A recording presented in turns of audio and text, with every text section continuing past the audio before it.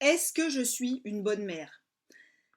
C'est the question existentielle qu'on se pose tous les jours. Alors, moi, ma méthode, ça a été de lire un peu des livres et d'aller chercher des infos. Alors, j'ai commencé par la psychanalyse, donc j'ai lu beaucoup. Alors, la conclusion que j'en ai tirée, c'est que si c'est la mère qui fait, forcément, c'est pas bon. C'est pas bon, non. Ouais.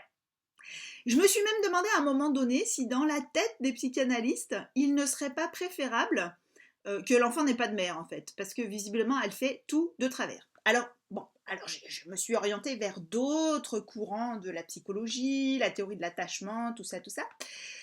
Et alors là, j'ai été un petit peu rassurée, mon rôle est vachement important, patati patata, voilà. Par contre, bah, tous les jours, je fais 50 000 trucs qui foutent le psychisme de mon enfant en l'air.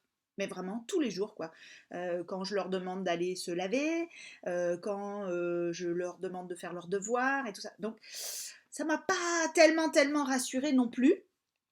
Alors je me suis dit, bon, je vais peut-être compiler toutes mes notes, essayer de faire une synthèse qui me sera propre et réfléchir et tout ça. Donc, je vous montre. Euh, voilà le résultat. J'ai bien tout noté. Hop, voilà.